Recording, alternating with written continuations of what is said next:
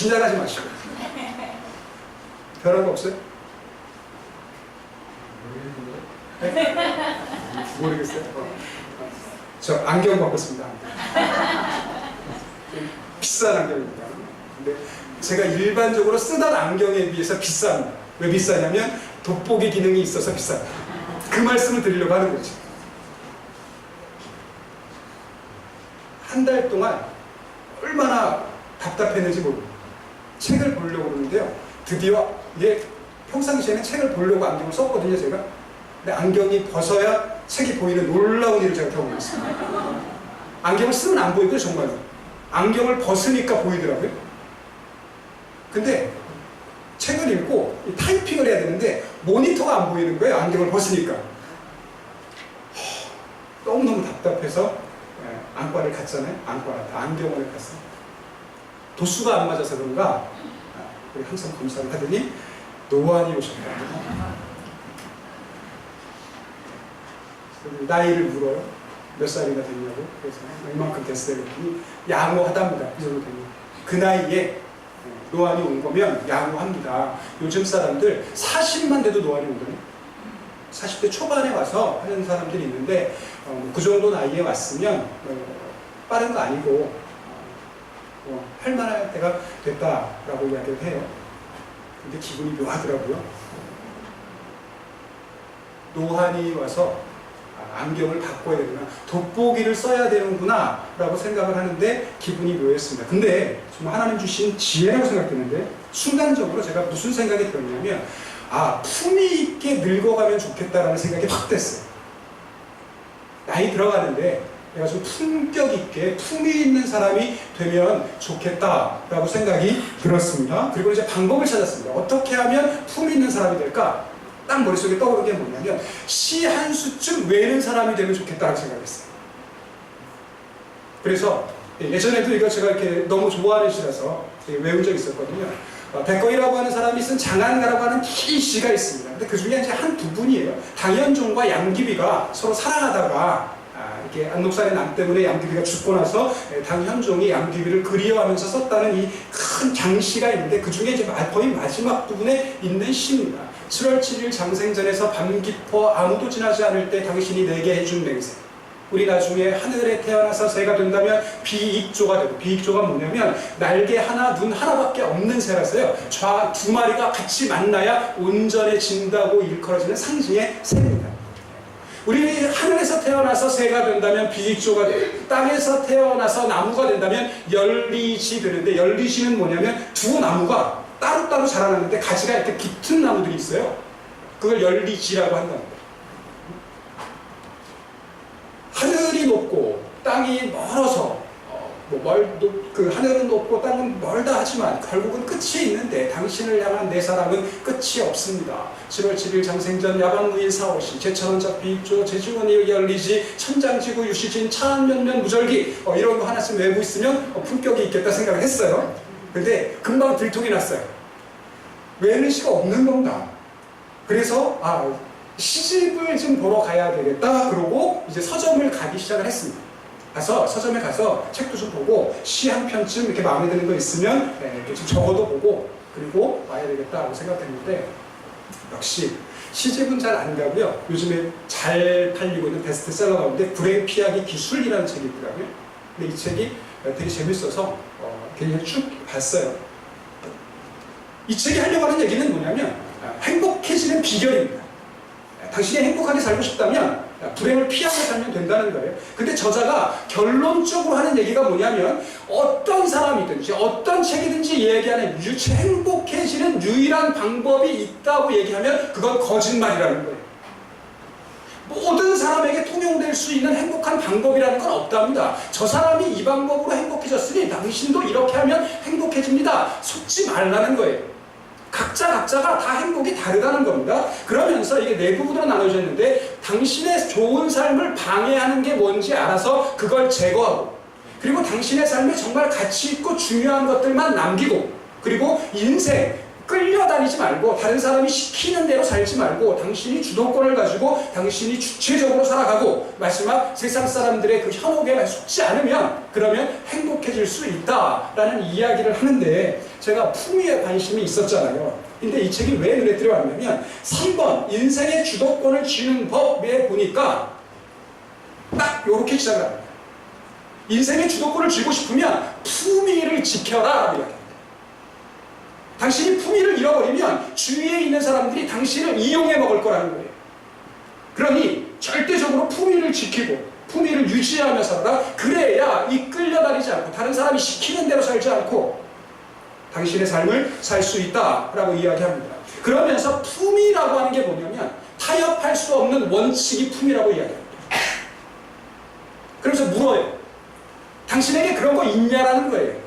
당신은 품이 있는 사람입니까? 타협할 수 없는 원칙 같은 게 있습니까? 그러면서 뭐라고 이야기하냐면 돈으로도 팔지 않을 만한 게 있습니까? 당신한테.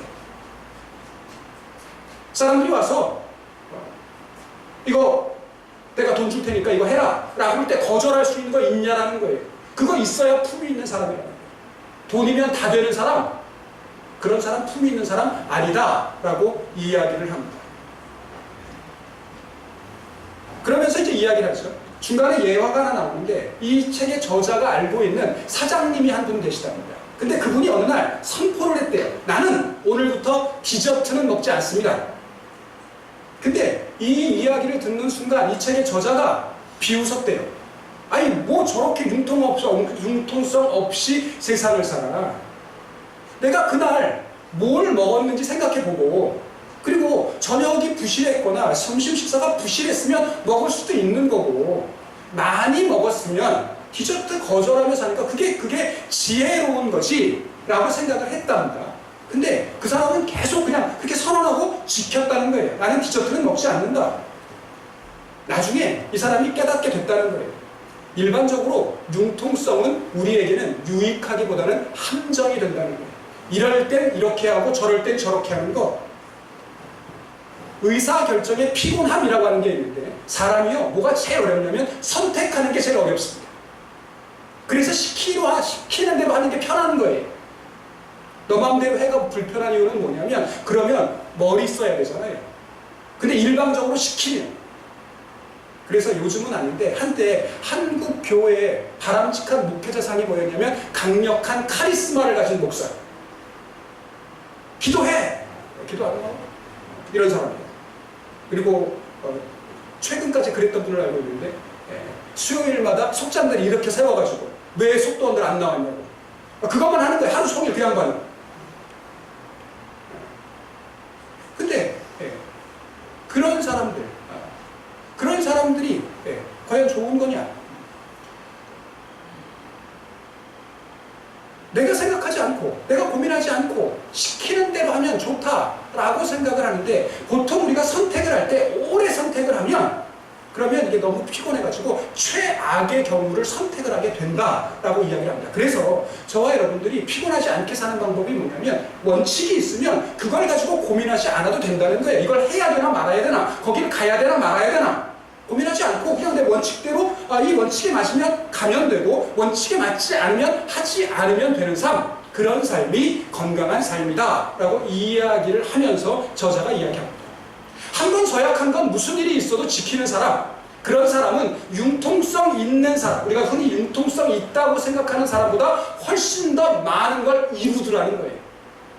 그리고 그런 사람의 성공이 자신의 품격과 영향력을 끼치게 되더라 라고 책의 저자가 이야기를 해요.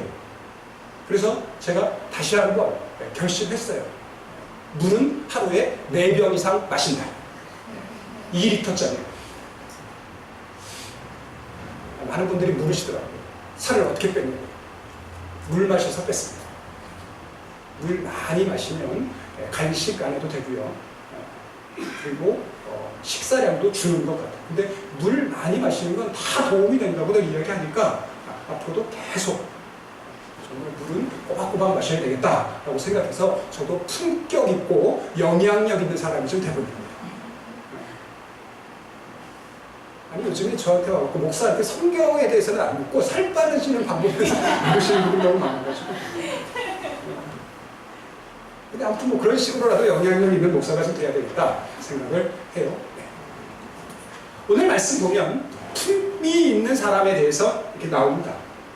아주 품격이 없는, 품이 없는 사람도 나오고요. 그리고 세상이 볼 때는 품위가 있지만 신앙적인 모습으로 볼 때는 품이 떨어지는 사람이 나오고, 그리고 가장 모범적으로 품이 있는 분이 나와서 오늘 여러분과 함께 소개를 좀 해드리고 싶습니다. 자, 오늘 말씀으로 돌아오겠습니다. 오늘 말씀 보면 안식일에 있었던 일입니다. 예수님과 제자들이 길을 가고 있었습니다. 자, 밀밭 사이로 갈 때 제자들이 무슨 일을 했어요? 이삭을 잘랐어요. 우리는 일반적으로 제자들이 왜 이삭을 잘랐다고 생각을 하죠? 배고파서라고 생각합니다. 근데 오늘 말씀을 보면 물론 배고프기 때문에 상황으로 보면 그렇습니다. 근데 문자적으로만 보면 23절에 배고프다는 얘기가 있어요? 없어요? 없어요. 자, 다른 이유가 나옵니다. 배고파서 이삭을 자른 게 아니고요. 어떤 이유 때문에 나와요? 예, 지나가는데 밀밭 길 사이를 지나가게 된 거예요. 그래서 길을 열다. 이게 무슨 뜻이냐면 이렇게 나가는 길을 만들려고, 그러니까 이렇게 숲을 사이 지나갈 때 이렇게 툭툭툭 치고 가잖아요. 제가 볼 때는 이 제자들이요, 배가 고팠으면 이렇게 지나가면서 안 훑었을 것 같거든요. 저라면 한쪽에 서서 훑지, 많이 훑어야지. 그러니까 딱 그 생각이 났어요. 왜 별로 먹고 싶지 않은데 과자가 눈앞에 있어갖고 계속 집어먹은 경험 있으세요? 저 그런 일 많이 해봤거든요. 이게 꼭 내가 지금 먹고 싶은 거 아니거든요. 근데 있어요. 있어서 그냥 계속 먹는 겁니다. 근데 제가 딱 이게 연상이 된 거예요. 딱히 뭐 시장하거나 배고프거나 이런 차원이 아니고요. 그냥 지나가다가 보니까 이렇게 길을 열어야 돼요. 근데 보이니까 이렇게 훑었어요. 자, 제가 볼 때 제자들은 원칙이라는 측면에서 볼 때 품위가 전혀 없는 사람입니다. 왜 그런가 하면, 자, 오늘이 무슨 날이라고요? 안식일이에요. 품이 있는 사람 같으면 자기가 하는 이 일이 어떤 결과를 가져올지에 대해서 생각해야 됩니다. 여러분, 뭐 이미 성경 말씀 많이들 들었으니까, 자, 안식일에 이런 일을 하면 문제가 되게요, 안 되게요? 됩니다. 자, 그런데, 자, 지금 잘못을 누가 저질렀어요? 제자들이 저질렀어요. 근데 책망은 누가 받게요? 예수님이 받습니다. 품이 있는 사람이라면 이거 생각했어야 된다는 거예요. 잘못은 내가 했는데 꾸중은 누가 들을 거냐면 예수님이 들을 거예요. 그게 그 당시의 관례입니다. 제자가 잘못하면 누가 꾸중을 들어요? 선생님이 들어요. 오늘 그 말씀을 먼저 드리고 싶습니다.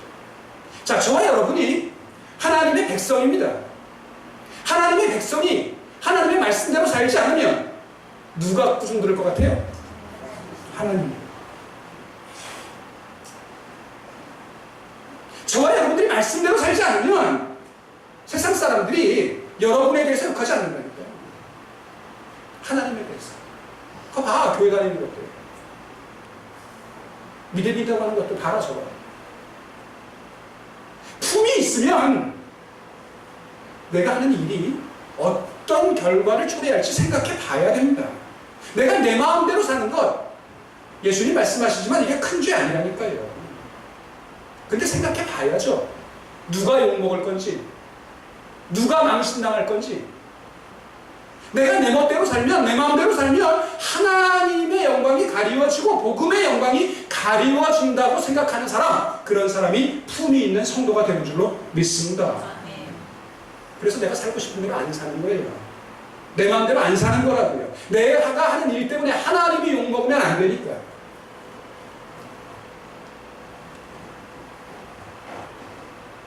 이스라엘 사람들에게 안식일은 대단히 중요한 날입니다. 왜냐하면 그들은 율법을 받았다고 하는 것 때문에 자신들이 특별하다고 생각을 했고 율법을 지키기 때문에 선민이라고 생각하는 사람이거든요. 그래서 출애굽기에 나오는 10계명은 대단히 중요한데 그 10계명 중에 한 부분을 차지하는 안식일은 그래서 그들에게 대단히 중요했습니다.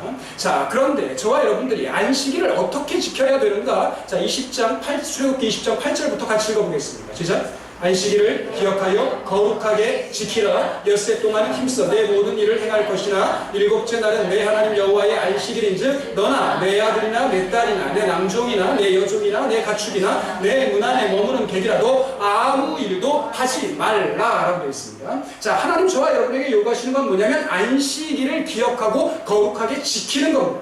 자, 안식일을 기억하는 방법, 안식일을 거룩하게 지키는 방법이 두 가지입니다. 그러니까 적어도 독립문교회 교인 정도 되면 안식일은 일하는 날이 아니에요. 아무 일도 하면 안 됩니다. 한 가지만 이야기하시면 안 되고요. 두 가지를 이야기하셔야 돼요. 안식일을 거룩하게 지키는 방법, 첫 번째가 뭐게요? 그렇지, 그 부분이에요. 그 부분. 안식일을 기억하고 거룩하게 사는 사람, 6일 동안은 어떻게 살아야 돼요? 힘써서 내가 해야 되는 일을 해야 되는 거예요. 나는 예수 믿는 사람이니까 세상의 일은 적당해. 나는 예수 믿는 게 중요하니까 직장의 일은 설렁설렁한다. 이건 온전한 믿음의 사람이 아닙니다. 이건 안식일을 거룩하게 지키는 게 아니에요. 6일 동안은 하나님께서 저와 여러분에게 주신 일이 있습니다. 저와 여러분이 감당하셔야 되는 일이 있습니다. 그리고 7일째 아무 일도 하지 말아라 라고 얘기하는데, 이 말씀 엿새 동안 힘써서 내 모든 일을 행할 것이 나가 이해가 돼야 아무 일도 하지 말아라가 바르게 이해가 됩니다. 어떤 사람들은 아무 일도 하지 말아라 그러니까 정말 일하면 안 되는 줄 알아요. 그러니까 모태신앙 놈들이 그런 얘기 하잖아요. 엄마 오늘은 안식일인데 아무 일도 하면 안 되니까 나 좀 내비둬. 교회 가자 그러면 나 좀 내비둬. 안식일이니까. 아무 일도 안 하는 날인데 왜 귀찮게. 근데 그런 이야기가 아닙니다. 6일 동안 내가 해야 되는 일을 힘써 하고 7일째 아무 일도 라고 할 때는, 자, 쉽게 묻겠습니다. 이게 하나님 일이게요? 내 일이게요? 내일. 자, 내 일을 하면 안 되는 이유가 뭐게요? 이렇게 물으면 하나님의 일을 해야 되기 때문입니다 라고 대답하셔야 됩니다. 안식일은 그런 날이라고요. 아무 일도 안 하는 날이 아니라 하나님의 일을 해야 되기 때문에 내가 하고 싶은 일, 내가 해야 되는 일을 안 하는 날, 그 많은 날이 안식일인 줄로 깨닫게 되시기를 바랍니다. 이렇게 믿어야 되는 거예요. 그런데 이스라엘 사람들이 그 마음이 없다니까요. 딱 요것만 기억했어요. 아무 일도 하지 말아라. 그러고 났더니 도대체 일이 뭐냐? 이런 걸 생각을 합니다. 예전에 안식일과 관계해서 들은 얘기가 있었어요. 친구가 클레몬트에서 유학을 했는데 주일날 저녁에 이웃집에서 큰 소리로 자기를 부르더라는 거예요. 동료 유학생이. 정말 무슨 큰일이라도 난 줄 알고 갔대요. 갔더니 한다는 얘기가 저 스위치 좀 꺼줘 그랬다는 거예요.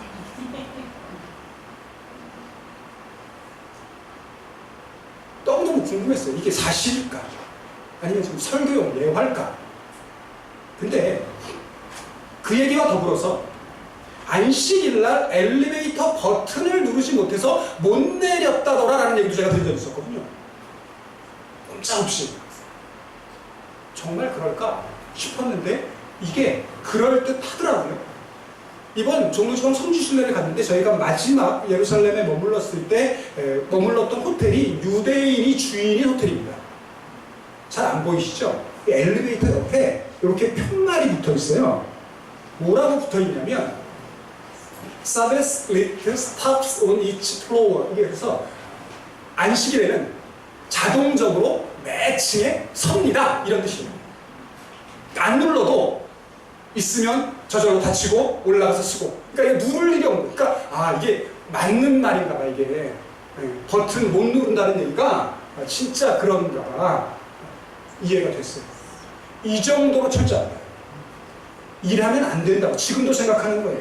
그러니까 이 사람들이 계속적으로 도대체 안식일에 일이라고 하는 게 뭐냐를 계속적으로 바리새파 사람들이 연구를 합니다. 그래서 그들 나름대로 정리를 해놨어요. 이건 일이고 이건 일이 아니고.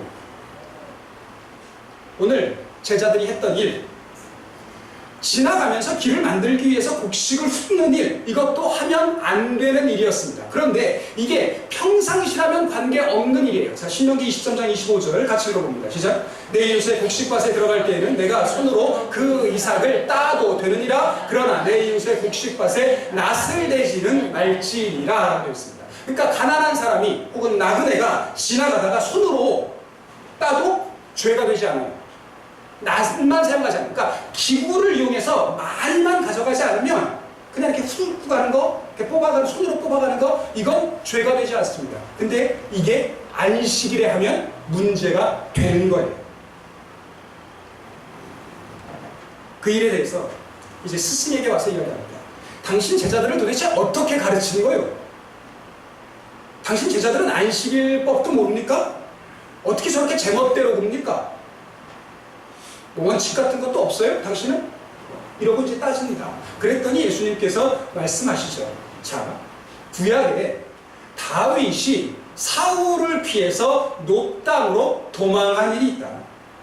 그때 다윗이 아둘람 굴에 함께 거하는 사람들하고 먹을 게 없어서 제사장을 찾아갔는데, 이거는 이게 번역이 없어요. 이게 마가가 실수한 것 같아요. 성경에 있는 말씀을 이렇게 적다가 이게 정확하게 인용이 되지 않습니다. 사무엘 말씀을 보면 아비아달 때 있었던 게 아닙니까? 아비아달 대제사장 때에 하나님의 전에 들어가서 제사장 외에 먹어서는 안 되는 진설병 가져다가 먹게 한 일이 있습니다. 이게 그 모형이에요. 떡 10개. 그래서 이거를 안식일날 갖고 들어가고, 그래서 안식일 지나고 나면 빼옵니다. 그래서 바꿔놓는 거예요. 근데 이게 오래 두어도 먹는데 문제가 없는 그 빵 같아요. 그래서 이 모형으로 이렇게 만들어 놓은 게 있는데, 이걸 이제 이야기하는 거죠. 사무엘상 21장 보면 아비아달이 아니라 아히멜렉이라고 하는 사람과 있었던 일입니다. 높 땅에 가서 이제 이야기합니다. 네. 그 소년들과 함께 먹을 것이 없는데 먹을 게 있으면 떡 5덩이 무엇이든지 좀 주면 좋겠습니다 라고 이야기했더니, 보통 떡은 없습니다. 거룩한 떡만 있습니다. 진설병만 있는데 혹시 당신의 청년들이 부정한 일을 하지 않았다면 제가 드리겠습니다. 그래서 먹은 일이 있습니다. 근데 원래 이 떡은 레위 사람만 먹을 수 있습니다. 근데 제사장이 그걸 줬다는 거예요. 근데 그 일에 대하여 성경이 전혀 문제 제기를 하고 있지 않다라는 겁니다. 그런데 너희가 아는 것처럼 그거 먹은 일이 있다. 그런데 너희가 어찌해서 그걸 갖고 문제를 삼냐라고 이야기하면서 오늘 결론적으로 이야기하시는 말씀. 자, 안식일이 사람을 위하여 있는 것 아니고 사람이 안식일을 위하여 있는 것이다 라고 되어 있는데, 그냥 말씀 그대로 이해하시면 됩니다. 하나님께서 안식일을 왜 주셨냐면 사람 때문에 주신 거라는 거예요. 사람을 위해서, 사람에게 도움이 되라고 안식일을 주신 거지, 사람을 괴롭히려고 안식일을 주신 것이 아니지 않느냐라고 이야기를 합니다.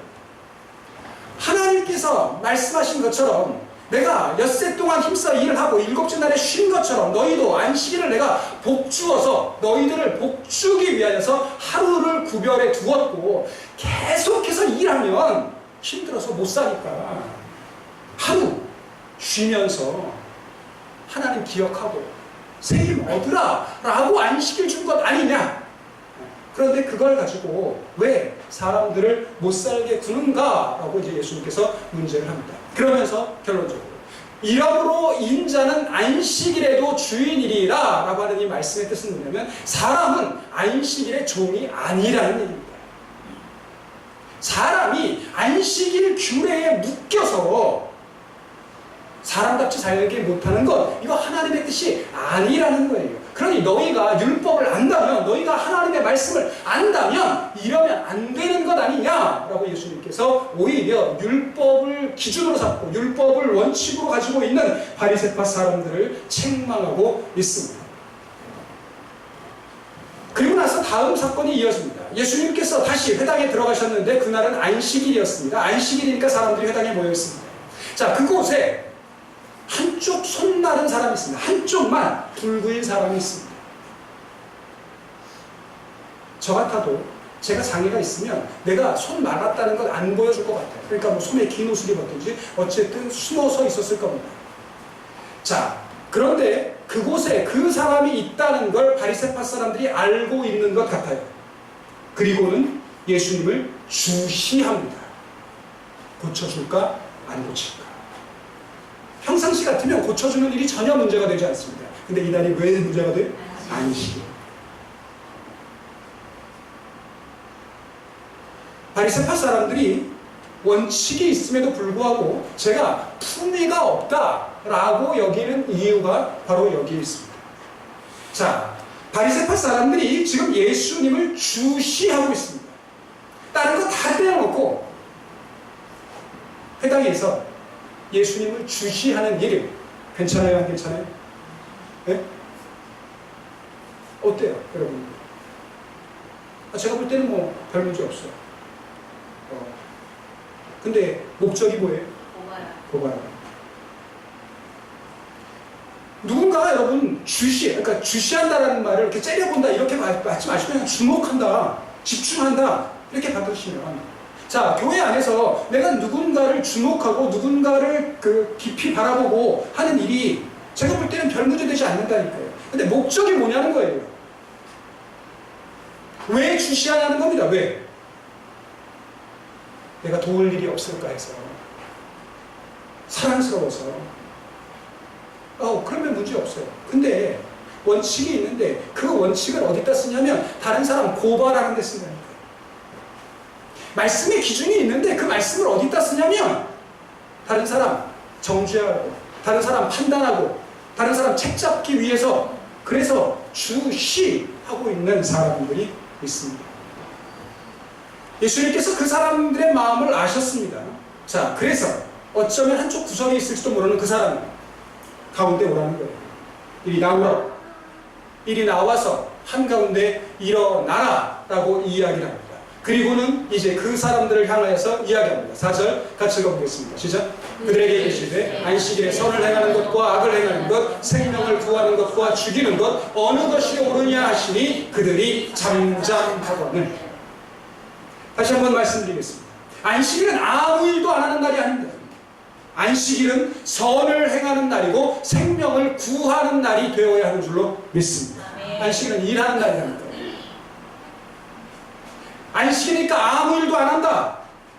제가 볼 때는 옳은 신앙 아닙니다.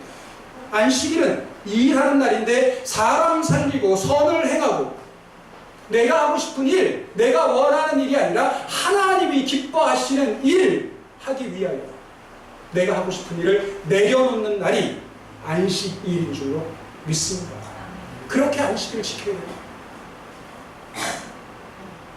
그냥 내 몸 편하자고, 그냥 하루 쉬자고 하는 게 아니고, 평상시에 힘써서 내 일 하느라고 하나님의 일 못했으니까, 내가 살고 싶은 대로 사느라고 하나님에 대해서 깊이 묵상하지 않았으니까, 그러니까 하나님 말씀 듣고 하나님 어떻게 살기를 원하시는지 묵상하고 하나님이 원하시는 삶을 살겠다고 결단하는 사람, 그런 사람이 품이 있는 성도가 되는 줄로 믿습니다. 저는 우리 교회가 그런 교회가 되기를 원합니다.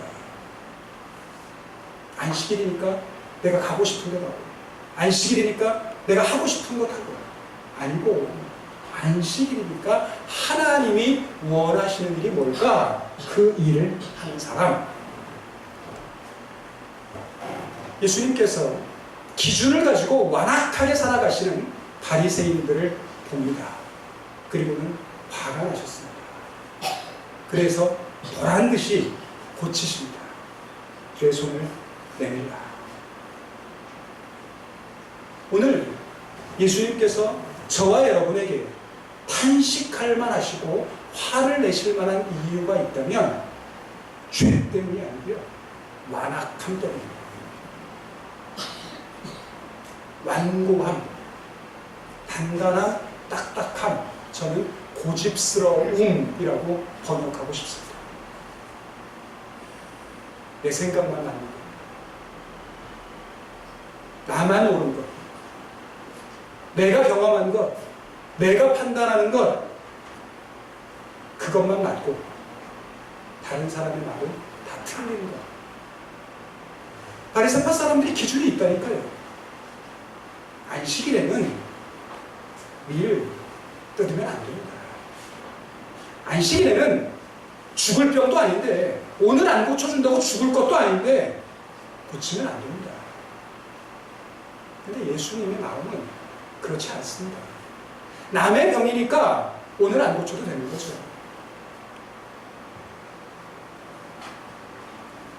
눈만 불편해도 너무너무 어렵더라니까, 이거 하루가. 지금까지도 살았는데 하루 못 참냐? 그건 남 얘기일 때고, 오늘부터라도 너가 두 팔 다 성해서 살아가는 것. 그래서 지금까지는 손이 말라서 다른 사람 잡아주지도 못하고 다른 사람 돕지도 못하고 그렇게 살았는데 이제 두 손 멀쩡해지면 그 손 가지고 다른 사람 잡아도 주고 다른 사람 격려도 하고 다른 사람 돕기도 하고 그렇게 사람답게 살아라 라고 하는 것이 예수님의 마음인 줄로 믿습니다. 내일부터 아니고 오늘부터 변하라는 거예요. 오늘부터 달라지라는 겁니다. 오늘부터 사람답게 살아보라는 겁니다. 그런데 그게 꼴 보기 싫은 사람들도 있어요. 그렇게 다른 사람을 살리고 다른 사람의 생명을 구하는 일이 마음에 들지 않아서 6절 말씀 보니까 그들이 예수를 어떻게 하면 죽일까 의논하기 시작을 합니다. 기준 가지고 있다는 사람들이, 말씀의 원칙이 있다는 사람들이 하는 일이 뭐냐면 저 사람 말씀으로 어떻게 고발할까, 말씀으로 어떻게 죽일까 저거 그랬다는 거예요. 제가 볼 땐 품이 있지 않아요. 오히려 하나님과 예수님의 관심은 사람을 살리는 데 있습니다. 고발하고 사람 죽이려 하는데 골몰하는 사람은 절대 품이 있는 성도가 될 수도 없고 믿음의 사람이 될 수도 없다라고 하는 사실을 명심하시기 바랍니다. 말씀을 정리하겠습니다. 저와 여러분이 품이 있게 이 세상을 사는 비결이 뭐냐? 첫째, 여러분 삶에 분명한 서약을 정하시기 바랍니다. 난 이런 사람이야. 나는 이렇게 사는 사람이다. 이게 내 삶의 원칙이다. 억만금을 줘도 나 이거 안 바꾸는 사람이 아니야. 이런 거 하나쯤 품고 사실 수 있기를 바랍니다.